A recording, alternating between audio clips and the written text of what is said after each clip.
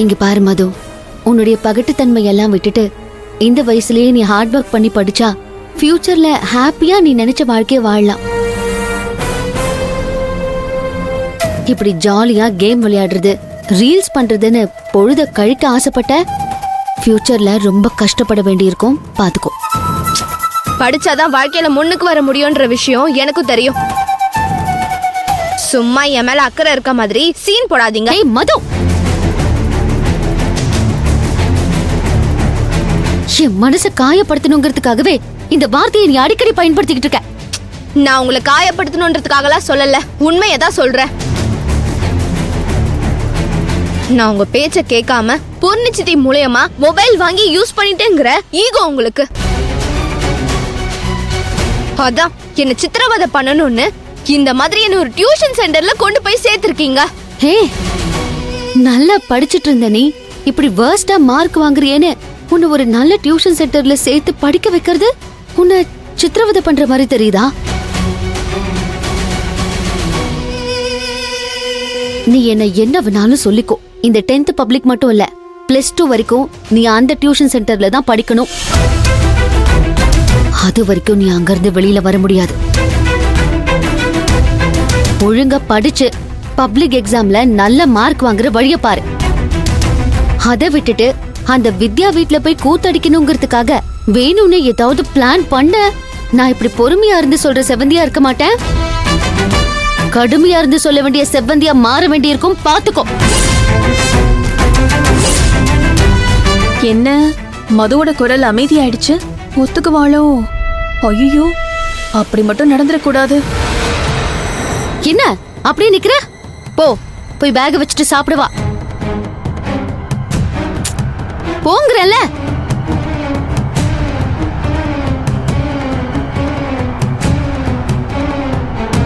மது, ஏய் மது. சித்தி, இங்க வா.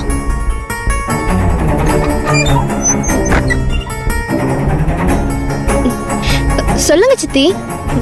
ரூம்குள்ள வா. சித்தப்பா இருப்பாரு சித்தி. அவர் இன்னும் ரெஸ்டாரண்ட்ல இருந்து வேலை முடிஞ்சு வரல, நீ உள்ள வா.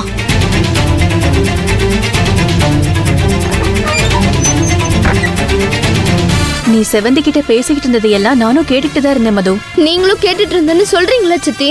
பாத்தீங்கல்ல, இனிமேல் நான் அந்த டியூஷனுக்கு போக மாட்டேன்னு சொல்றேன். அவங்க கண்டிப்பா போய் தான் ஆகணும்னு சொல்றாங்க.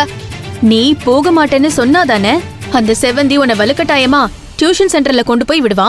அந்த டியூஷன் டீச்சரே உன்னை வரக்கூடாதுன்னு சொல்லிட்டா உங்க அம்மா என்ன பண்ணுவா? அது எப்படி அந்த டியூஷன் டீச்சர் என்ன வர வேண்டாம்னு சொல்லுவாரு? அதுக்கெல்லாம் வாய்ப்பே இல்ல. இருக்கு. என்ன சொல்றீங்க சித்தி? முதல்ல அது எப்படின்னு சொல்லுங்க. அவசரப்படாத, சொல்றேன். Very simple. உன் ஃப்ரெண்டு வித்யாவோட அண்ணன் அர்ஜுன் இருக்கான்ல? ஆமா. அவனுக்கு என்ன?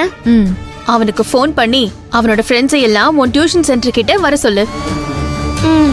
அங்க இருக்கிற பசங்க கிட்ட வேணும்னே வம்பு வளர்க்க சொல்லு. உங்க டீச்சர் அவங்க யாரு என்னன்னு விசாரிப்பாரு. எல்லாரும் உன் ஃப்ரெண்ட்ஸ்னு சொல்லு. ஐயோ, இப்படிப்பட்ட ஆளுங்க கூடலாம் நீ ஃப்ரெண்ட்ஷிப் வச்சிருக்கியா? நீ இனிமே என் டியூஷன் சென்டருக்கே தேவையில்லமான்னு உன்னை துரத்து விட்டுருவாரு. ஏய், என்ன எவ்வளவு பெரிய ஐடியா சொல்லிருக்க? சந்தோஷமே இல்லாம முகத்தை தொங்க போட்டுக்கிட்டு இருக்க. அது இல்ல சித்தி, ஏற்கனவே அர்ஜுன் நம்ம வீட்டுக்கு வந்து தாத்தா அடிச்சு அனுப்புனாரு. இப்போ இந்த விஷயம் தெரிஞ்சா செவந்தி அம்மா அர்ஜுனை மட்டும் இல்ல என்னையும் உண்டில்லன்னு பண்ணிட மாட்டாங்களா? ஏய், இதுக்கா பயப்படுற? இப்படிதான் உன்கிட்ட போன் இருக்குன்னு தெரிஞ்சா, அதுவும் நான் தான் வாங்கி கொடுத்தேன்னு தெரிஞ்சா என்ன ஆகும்னு நினைச்சோம். அதே மாதிரி தெரிஞ்சும் போச்சு. அத அசால்ட்டா சமாளிக்கலையா? அதே மாதிரி இதையும் சமாளிப்போம். எப்படியோ நீ அந்த டியூஷன் சென்டரை விட்டு வெளியில வந்துட்டேன்னா அதுக்கப்புறம் என்ன சொன்னாலும் அந்த டீச்சர் அங்க சேர்த்துக்கவே மாட்டாரு. அது போதாதா?